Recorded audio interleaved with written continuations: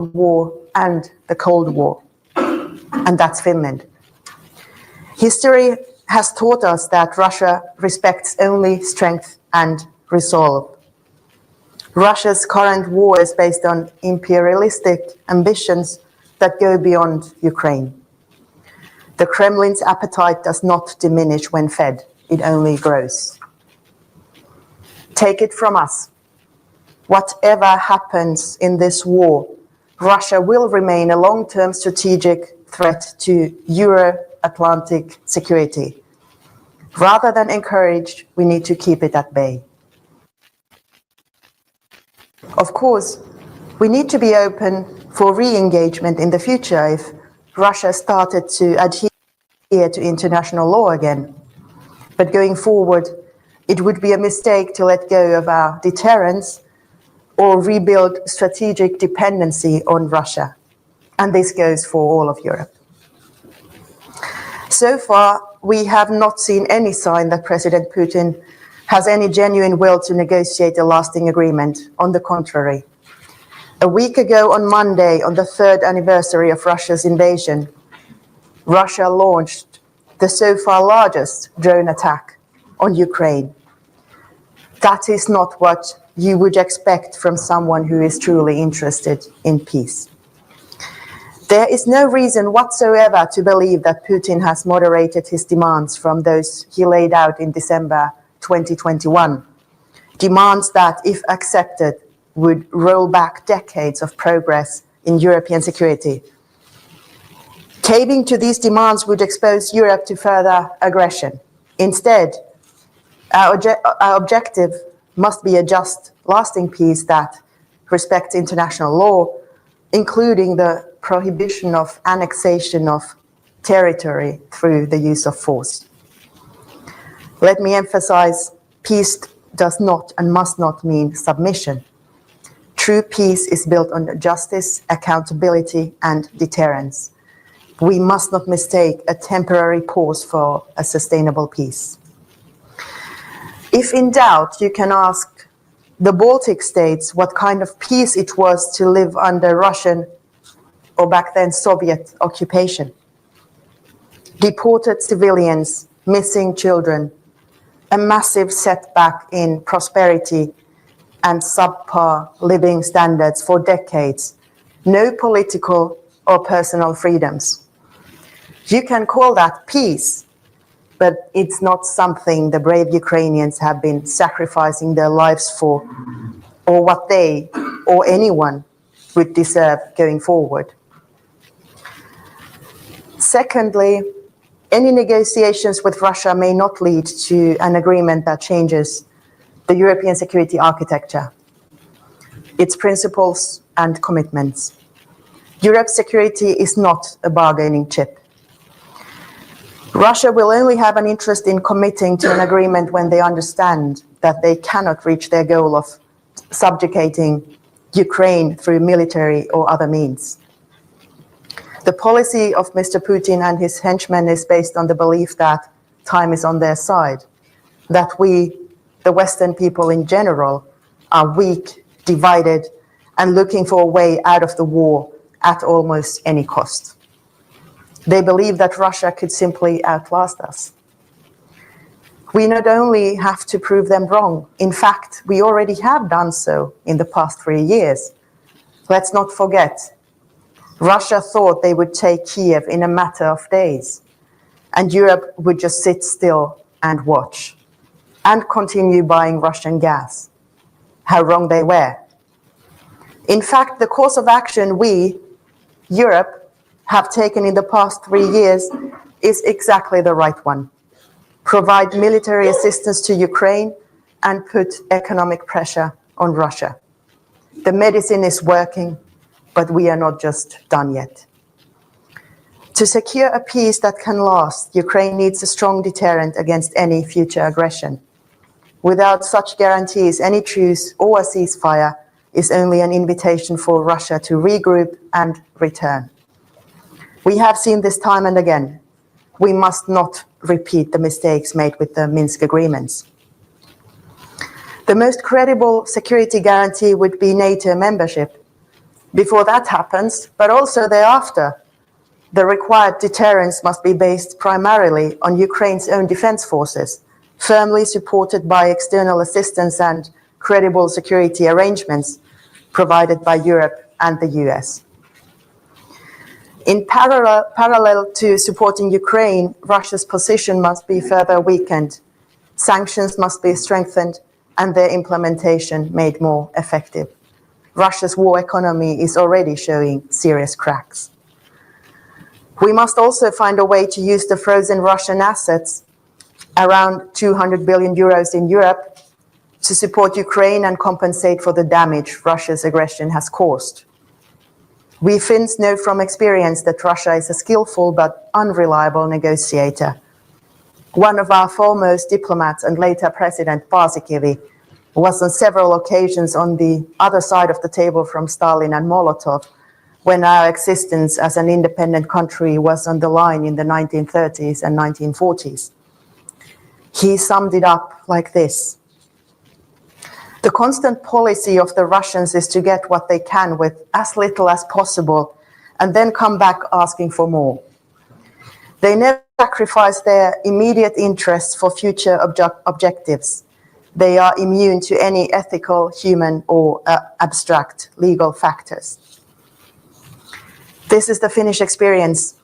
The Ukrainians know from their own experience that Russia has broken every single commitment they have ever made on Ukraine's sovereignty. No agreement with Moscow can stand without the will and the means to enforce it.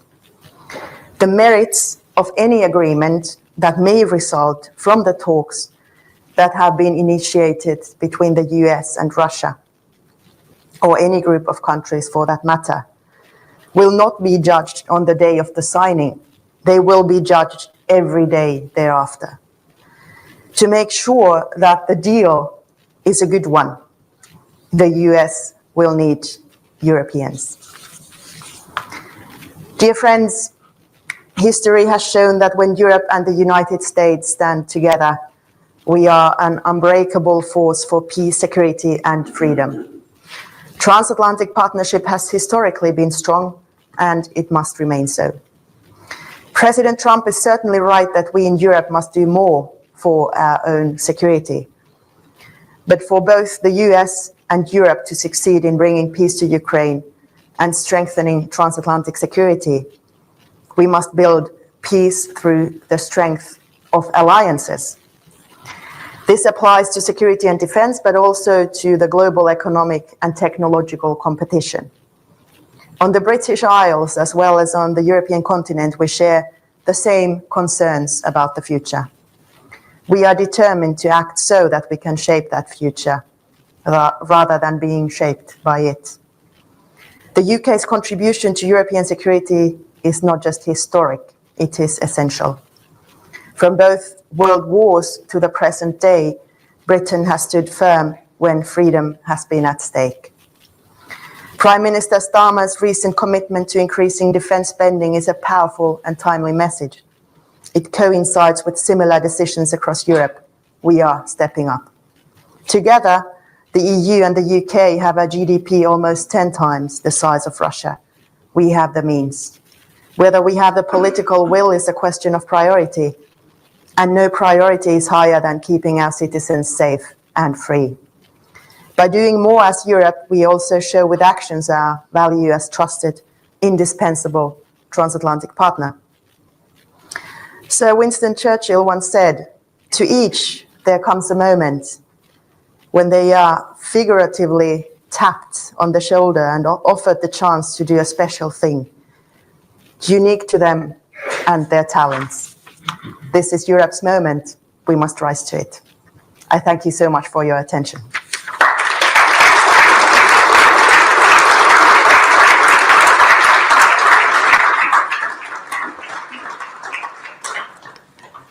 So thank you very much indeed for those remarks, very wide-ranging. Let me ask you a few things, and then I will come to the wider questions, not yet. But well done you, and well done online, Rafael Moretto, for firing a whole list. So Finland joined NATO 2 years ago, a bit less. What is the alliance you think Finland has joined? Is it one that is going to stick by its Article 5 commitment? I'm sure that NATO will stick to its Article 5 commitment, and also the US.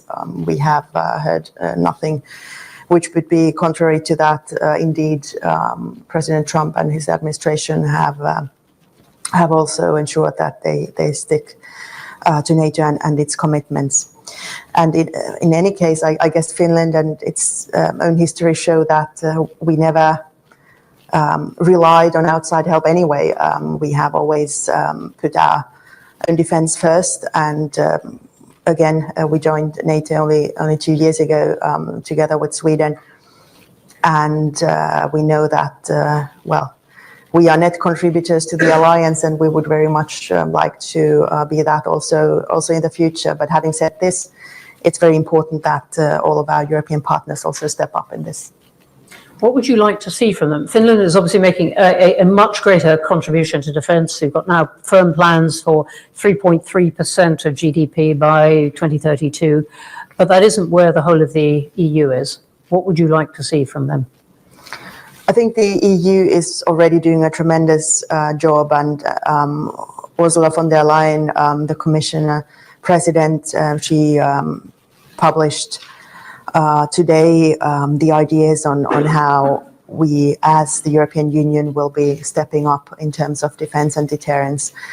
The commitment is there and it will happen. Everybody just has to understand that it takes some time. You can't build an army overnight, right?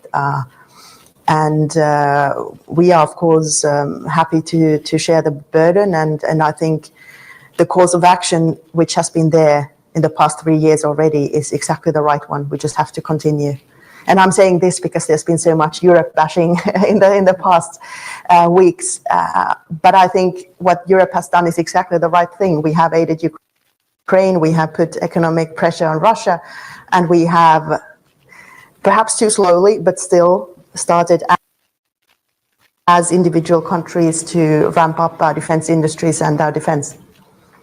Do you think Europe can defend Ukraine on its own? We have now the US pausing, it's the Trump administration's word, pausing its aid to Ukraine, obviously in an attempt to bring Ukraine to the negotiating table. Can Europe fill that gap? I think we need the Americans. We need the Americans militarily, but especially also to keep up the sanctions pressure, because the worst thing that could happen now is that the US lets go of the sanctions and starts engaging with Russia economically, because that would be exactly the wrong course of action now, where we see that Russia's economy clearly is not sustainable as it is now. They are allocating 8% or even more of their GDP into the war economy. The inflation is well above 30%. The domestic banking sector is in serious trouble with interest rates of also north of 20%, even much higher for smaller businesses. It's not sustainable. So if we just waited for at least some months, we would be in such a much better place. And also what has to be noted, that also on the battlefield, Russia has not really been advancing in the recent months. They have been advancing only or taking very small steps and at very heavy losses. So this definitely shouldn't be a moment where we give in, or especially not that we surrender Ukraine, because, well, that's certainly not something what the Ukrainian people wanted to have for their future. That is undeniably correct. And there are a lot of people, I suspect a lot of people here, who would agree with you. But we don't have that time, in that the US is very much changing the timetable of all this, separate from what is happening on the battlefield. President Trump says President Putin wants peace. Is he a mistake? You've had some pretty tough words about what Russia wants over the years. Well, look, I think President Trump is exactly right in demanding peace. Who wouldn't want peace? But I guess the only one not wanting peace is Putin, who invaded in the first place. So, the analysis just has to start at realization of the facts. And the thing is, I mean, if Russia started their peace now, they could do that by withdrawing their troops, or at least stopping those heinous attacks on civilian infrastructure and on Ukrainian military. But if Ukraine did that, then probably you wouldn't have Ukraine any longer. You put a lot of weight in your remarks on the notion of a sustainable peace, which Europe wants. Do you think the US has the same notion of peace?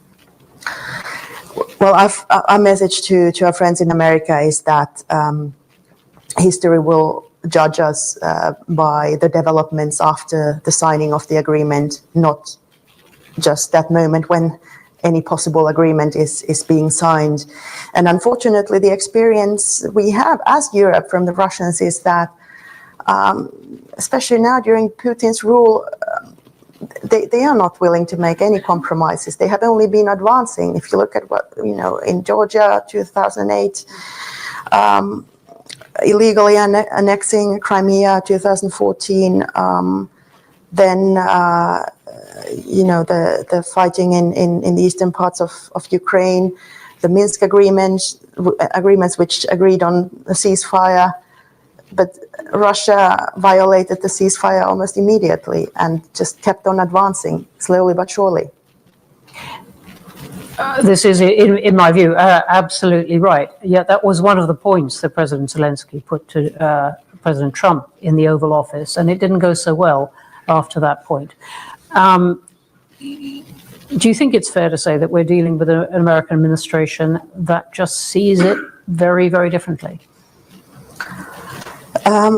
I guess President Trump, well, it's difficult to know exactly how he sees the situation. And as said, it's easy to agree with the objective of finding peace. But I think what is important to realize is that this, attempting to have a normal political and business contact with the Russians is exactly the course of action everybody was engaged in up until effectively 22, right? 4 years ago, Europe was building a gas pipeline with Putin still, less than 4 years ago. So this, hoping for the best and engaging with the Russians, this was the mainstream course of action. And only in the past 3 years have we individually as European countries, and this is also important to note to our friends in Washington. Europe is not one country, right? So we are making decisions individually, even as the European Union. It's a union of 27 sovereign nations. But even so, in the past 3 years, democratically elected leaders have decided more or less on the same thing, that we must keep Russia at bay. So why not continue with this? It's only been 3 years. And I was thinking as you were talking, I just want to explore your sense of what the European Union can do, because as you say, it is a group of many very different countries, some of them quite close to Russia, others very, very different view. What do you think it can do as an organization, the EU itself? Or are we really talking about coalitions of the willing, to use Keir Starmer's phrase? I think this coalition of the willing thinking is exactly what we need, and this is what it will end up with anyway. And this is exactly what it's been the past 3 years, because of course it's not just been the European Union, it's been the UK, it's been, say, Norway, Iceland, also Turkey doing its bit. And of course the US and Canada. So and of course many of our partners in the Indo-Pacific as well, who have been on the right side of history in this. So I'm sure this will continue, or I hope it will continue. But also as the European Union, we can do so much, and I think these new arrangements for how to credibly and strategically ramp up our defense and our defense industries at the same time is exactly what we should be doing. And now we're talking numbers which are also credible. So in total, say 800 billion. Because let's face it, the European Union has also in the past been very powerful if faced with outside crisis. In the Euro crisis, well, we can all have our own ideas about whether the making of it. Yes. Yeah, whether it was the right thing to do. As a former banker, I have my own feelings about it. But anyway, so we put a lot of money on the table, and the ECB did its bit. And also during the COVID crisis, it was a package of 750 billion. So surely, if we wanted to, we can do it. And I guess this is an existential issue. I'd just like to just get your sense of how big the coalition of the willing is likely to be, because at the end of the Lancaster House talks, there were only two clear members. It seemed like the UK and France. The UK had not invited some of the Baltic countries to that, which I think is mystifying. But anyway, the countries coming out and saying we will contribute, perhaps to fighting in Ukraine, seems small. How big do you think that group might get? Well, I think we are making a mistake if we only concentrate on the capabilities as defined in boots on the ground, because arranging security guarantees, or certainly using the wider term security arrangements for Ukraine, it's a combination of so many things. And of course, whilst it is in our common interest to have the best security guarantees and arrangements possible for Ukraine, we must at the same time take care of the entire NATO territory and NATO defense plans. And certainly, without going too much into detail, the defense plans rely on the capabilities of the allied countries.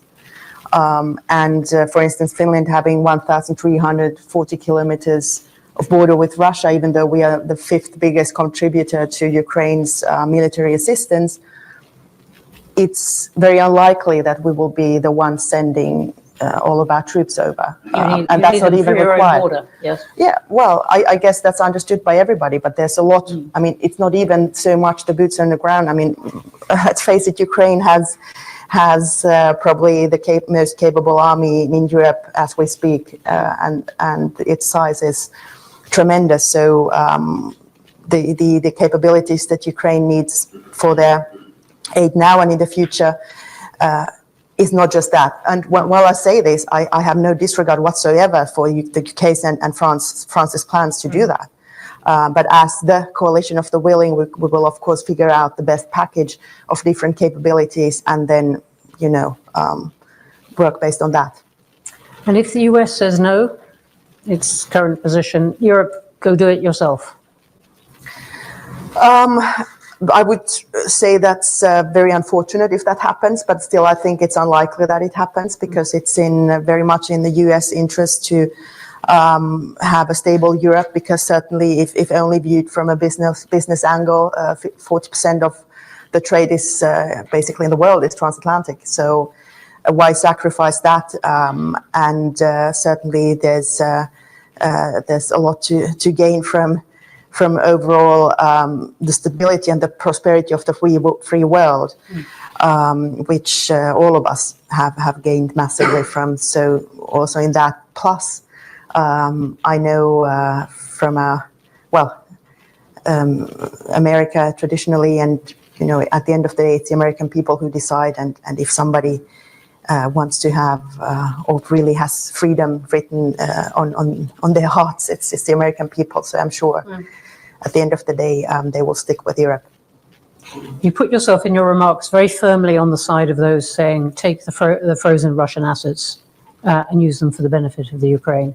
Do you think there's a lot of support behind that? Because Europe has been very divided on that in the past. Well, there's already been some, I guess, the damage that Russia has caused, if only counted in euros or pounds or dollars, whatever, roughly 500 billion euros. And we're talking frozen assets of the magnitude order of 200 billion. So already, typically, you would consider war or reparations for the aggressor to have to pay at some point. So surely there would be also a legal way of, using those assets, you wouldn't even have to confiscate those if that's an obstacle politically to somebody. But I wouldn't even see an economic downside to this so much because, of course, property rights, which are extremely important in any market economy and certainly here in the free world, are extremely crucial to us in the sense that we want to be a credible, place to make investments also in the future. But surely, if you are engaged in a war of aggression against us, then there's also interpretation in the international law that your property rights probably aren't the same. Let's come to wider questions now. I've got many, many more, but let's see. Let's start here in the front. A microphone will come round.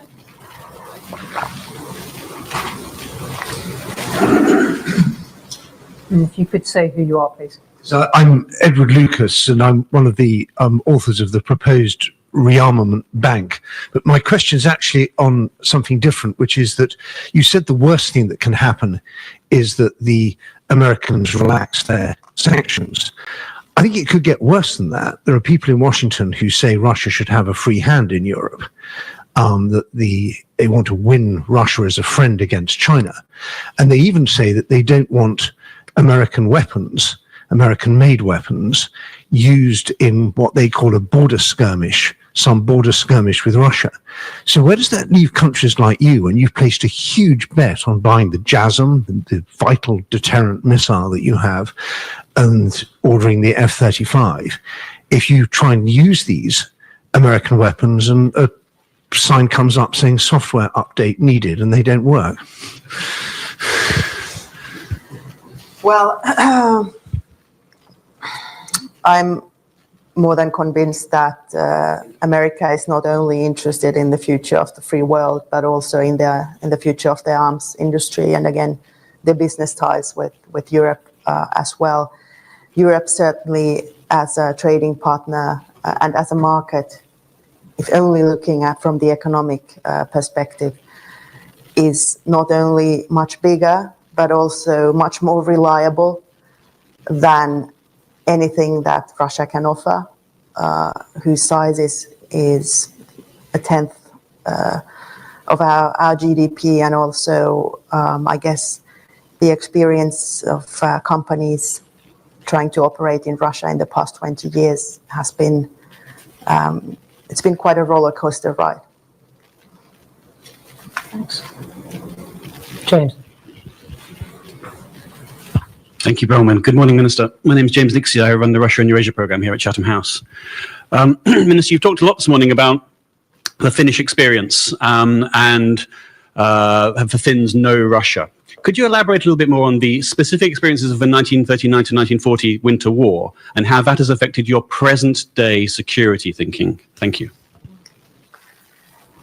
It indeed still has a massive influence on how we see the world. And in the Winter War, where we were illegally invaded by Russia, but fended the aggression off, we had to give up some territory for our independence.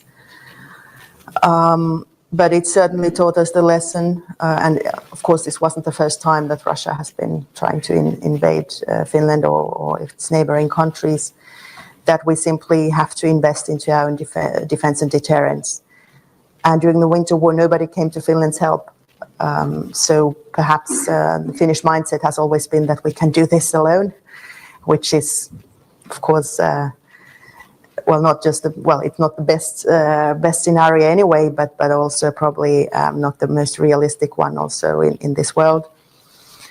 But that was certainly very much in the mindset of people who thought that we would need NATO. I mean, it wasn't that Finland would have been against NATO, whilst we had not for a very long time not joined NATO or applied for membership, but that certainly changed with the full-scale invasion of Ukraine. But yes, Finns take pride in saying that we, can pull our own weight, and we have And indeed, even though the country is fairly small, we have one of the strongest reservist-based armies in the well, not in the world, but in Europe. We also like to think that we are net contributors to NATO, which we are. And the reason, together with Sweden, we wanted to join was not only in order to improve our own security, but also to contribute to the prevalence of our values, because essentially the European way of life, that is what is at stake now. Thank you. You come here in the front.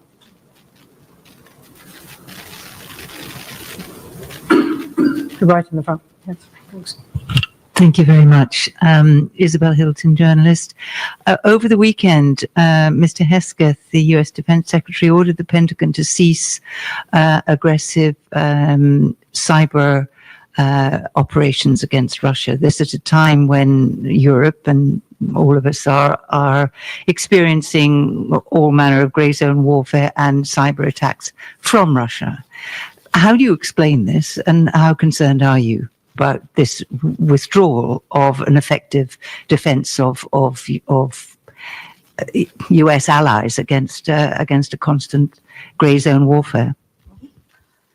Well, of course, I'm a little bit concerned, but I would imagine this is probably part of this grand strategy that the White House has chosen, which is to see if this course of action can lead to peace.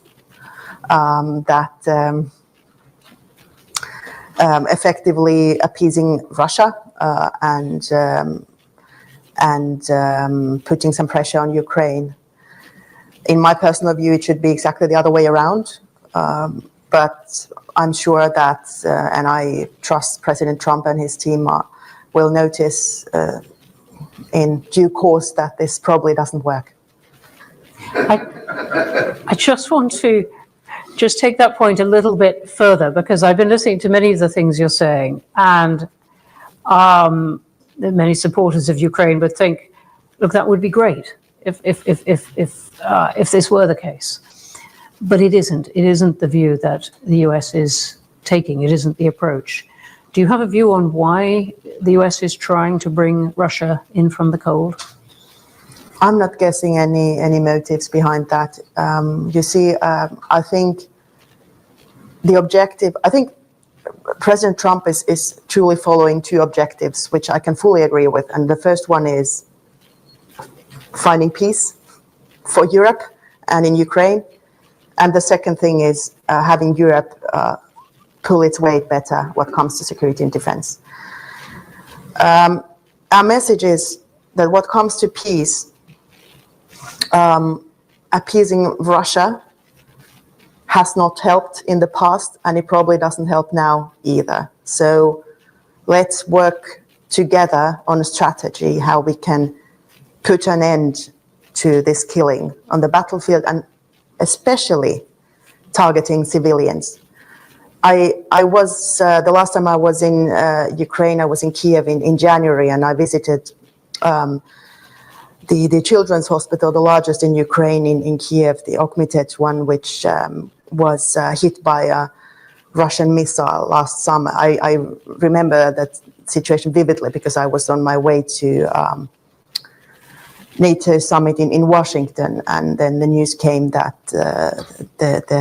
this missile had hit the children's hospital. So yeah, I went to see it, and of course it was devastating enough to see the building which had been destroyed partly. But you know, the most devastating experience was to meet those children patients who had perhaps, lost limbs, who had lost family, and really to see the sorrow in their eyes. And those children, if somebody wants peace, it's those children, and who deserve peace. So I guess our message is that, let's work together on a strategy which really brings peace to the people, and especially to the civilians. And our suggestion to President Trump is also, as part of this process, is to have Russia show goodwill, for instance, by bringing back those deported children. Russia has deported 20,000 children from Ukraine, taken them from their parents, and of course a horrendous war crime.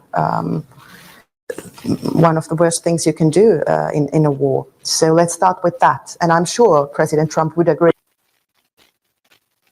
that let's start with the children, right? And the second thing that Europe needs to do more, fully agreed, this has been the Finnish position all along, and I guess our message to Americans is just that, please, let's do this together. It takes some time, and things will work out well. Thanks very much. Here in the third row.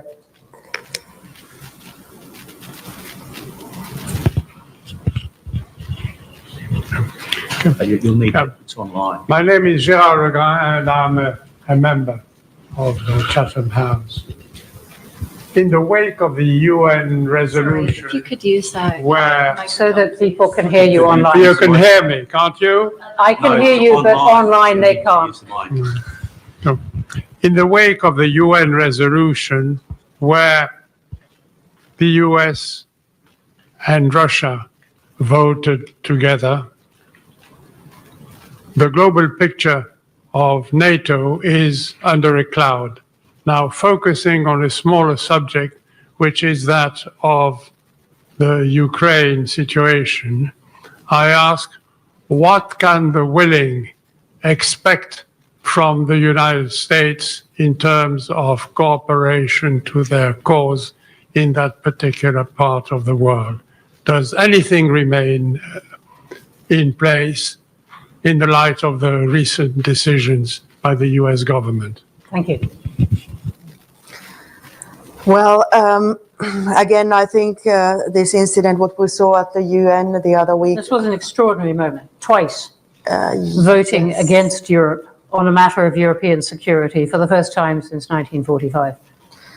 I guess it's also linked to this strategy which President Trump probably has in terms of simply putting his entire weight and certainly all his cards on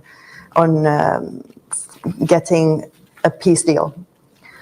And certainly it could sound logical that in order to achieve that, you would try to get the entire world on board, also those countries who typically aren't your allies. This is the only way I can explain this to myself. And certainly, I think it was also a powerful message that the General Assembly vote was so strongly in favor of Ukraine and European security, and especially the UN Charter, which this, at the end of the day, is about, because we haven't spoken so much about how this space is actually being watched everywhere in the world. Because if we allow for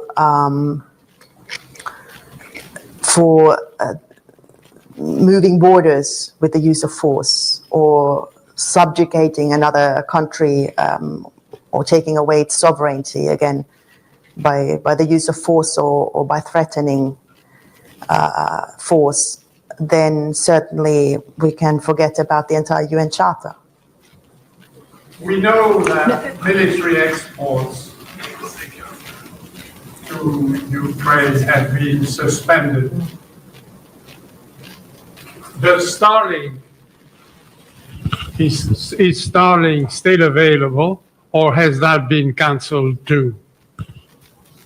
We are due to find out all those details, and certainly what is also important is that the US has the possibility to continue providing that aid also very soon. So we're talking about the suspension, I guess.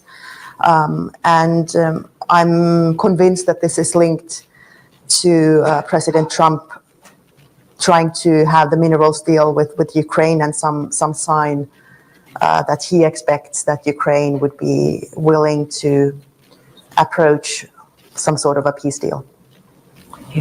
Here on the aisle. John Peet from The Economist. You mentioned the UK a number of times, and you also said quite a lot about the EU building a bigger role in defence, including in defence procurement and possibly defence spending. Not all members of the EU, one in particular, share the idea that the UK should be more closely involved if it's an EU matter. Do you think there will be a way found of including the UK, even though it's not a member of the EU and not a member of the single market? And do you think it would be sensible to build a bigger EU defence role without the UK? I don't think it makes any sense to do anything in relation to security and defence without the UK. And if you ask me, which, well, of course, Finland would be more than happy to have the UK back in the single market and in political decision making in the European Union to get some sense back. Well, a little bit exaggerating, but we, of course, have always been very like-minded countries and think very similarly. For instance, what comes to the freedom of trade, the need to really base everything we have on as free as possible market economy, and at the same time also make sure that we have militarily and politically the weight that we deserve as Europe in the world. And certainly I think this time really calls for not really innovations as such, but resolve and strong alliances, and the UK and also the leadership that Prime Minister Starmer has shown is more than welcome. And also, I should add, I mean, those countries, say Norway, Iceland, Turkey, it's not just the European Union, right? Everybody who wants to join in this effort, it's effectively about, again, protecting the free world. So everybody who wants to do that should be invited. Yeah, I'm just going to take one from online, from Christina de Courcy, who's a Canadian living in Kazakhstan, Chatham House member. Glad to have you. And she says, what are the realistic chances of Canada joining with the EU in some kind of way, in this kind of, I think she means support of either European values or of Ukraine? Absolutely. And why not the European Union too? I mean, well, again, I think in this effort, we need the coalition of the willing, and this is not really anything new, because this is how the aid to Ukraine and also our sanctions have functioned thus far. For instance, the sanctions that we have imposed on Russia has not only been the G7 or the EU sanctions, but, well, the G7, that says it all. I mean, it's not just the EU, of course. And for instance, the UK has been extremely active in, for instance, fighting Russia's shadow fleet, which is a massive problem in our neighborhood here. So effectively a massive threat to the environment to start off with, but also, like we've experienced, also a threat to critical infrastructure. Mm-hmm. Of the undersea cables and so on, yes. Here on the aisle. Neil Gürsel, member of Chatham House. Minister, there are so many questions to ask, but I choose one. In relation to what you stated earlier, that $750 million Russian asset, which have been frozen for some time, you claim to pay for the reparation of the wall, to seize them and pay as reparation for the damage caused by Russia. Now, are you seriously considering there will be ever peace between Russia and Ukraine with the current situation taken effect now by the European nations? I'm not sure if I understood the question, but if there's a... Really briefly. The question is, are you seriously considering that Russia will allow you to seize the funds they have, and then subsequently to have a peace with them? And will they return the lands they seized? Well, that's a very, very important question indeed. Well, so far, the damage that Russia has caused in Ukraine in monetary terms, if we just forget about all the lives lost, which is of course the most horrendous bit of this war, but the economic damage is around 500 billion euros so far, and the frozen assets which Europe holds, or which are more or less in the European Union, is 200 billion. So I guess based on international law and its interpretation, and or what is also being used for the sanctions legislation which we have in place, so effectively as a countermeasure against Russia's illegal war of aggression, then certainly there's also a legal way to seize those assets. Now and especially in the future, or conditional to further aggression by Russia, this all can be figured out. But what is important is that, of course, that the killing stops. That we get to peace. That's what certainly Ukraine and Europe want, but also that there's fair accountability to the war of aggression and towards the aggressor. Okay, thank you for that. Let's get in one or two more. Yes, here. And the third. Yes, you. Yes, you go. Microphone. Phil Goff, New Zealand High Commissioner. I was rereading Churchill's speech to the House of Commons in 1938 after the Munich Agreement, and he turned to Chamberlain. He said, "You had the choice between war and dishonour. You chose dishonour, yet you will have war."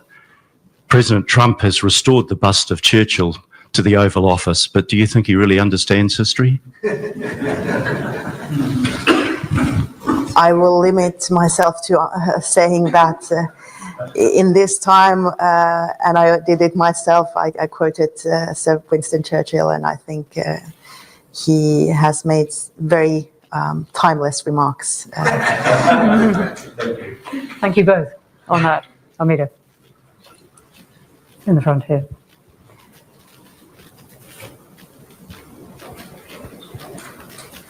Thank you. Thank you very much, Minister. Armida van Rij. I head up the Euro program here at Chatham House. Thank you for making the time for us.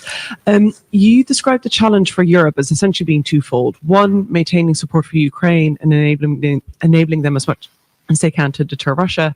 And the second is to restock and rearm Europe themselves for their defense. Even if the European Commission is successful in all its initiatives that it's planning, even if on a national level countries plan for rearmament, we still face a situation where stocks are depleted, and it takes time for those initiatives to bear fruits, 5, 7, 10 years, if not longer. So what do we do in the short term? What's the kind of beyond pressure on Russia through sanctions, etc.? What do we do in the short term right now? Well, during the Second World War, and certainly in history, there have been times when if there's a massive need to ramp up the defense industry, then it can happen also pretty quick. But we are not at the phase where we need to be panicking or anything. That's not the thing. But we certainly have to make room for also private investment into the defense industry, because this is not only something which the taxpayers have to be funding. On the very contrary, I guess, and this very much applies to the European Union, we should recognize that funding a strategic defense industry is within the sustainability goals of our societies. Unlike in some of the regulation we had imposed prior, where defense industry was considered contrary to ESG. So letting go of that at the same time also through the EIB, making room for investments into the defense sector is important, because that will also send a message to private both equity and debt investors to participate in the effort. And I'm sure there's a lot of private interest around, because of course, investors see that the demand is there now and it's going to be there in the future. So we just need a better strategy for that. And what the European Union is doing now, there will be in 2 weeks' time the white paper on defence coming out, which will focus on exactly this. But of course, we need public funds for that too. But this will be an effort which certainly we will be able to do.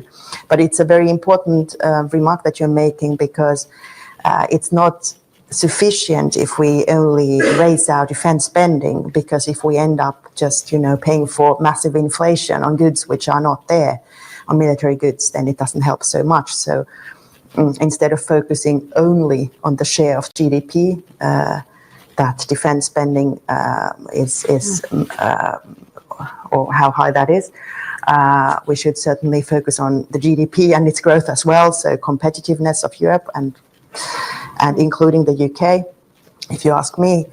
And the second thing is that we truly are able to produce those capabilities along with NATO's capability targets, and not just, a share of spending.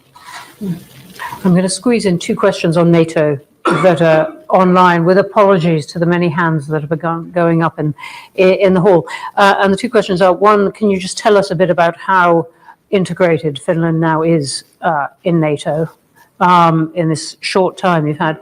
And the second one, of whether Turkey has a useful role to play in this. This is from Tana Sella.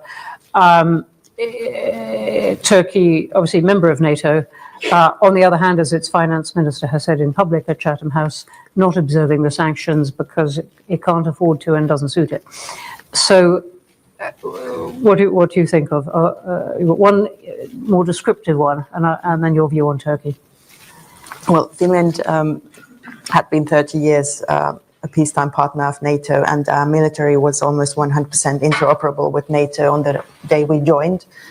So in that respect, we were partly already in there, and now that we have been using these 2 years together with Sweden to really integrate into NATO's command structure, and also ramping up our capabilities, which were, I must say, good to start off with, but still to really integrate also in NATO's defense planning. I think we've come a very long way in these 2 years. And of course, Finland has also been participating in NATO's presence in places where there's need for it. For instance, in Romania and Bulgaria last year, and Iceland this year, and yeah. So I think we are proud member of NATO. What comes to Turkey, they certainly have an interest in peace and stability in Europe too. And I'm more than convinced that they are willing and able to do their bit. And I think they are a fantastic partner and ally to the coalition of the willing. And I'm so glad that also Prime Minister Starmer invited Turkey on Sunday to this gathering. With that, we are going to have to stop. It's not as if the questions are stopping, and this is going to be so much part of what Chatham House is talking about in the coming days and weeks. But for now, you join me in thanking the Minister.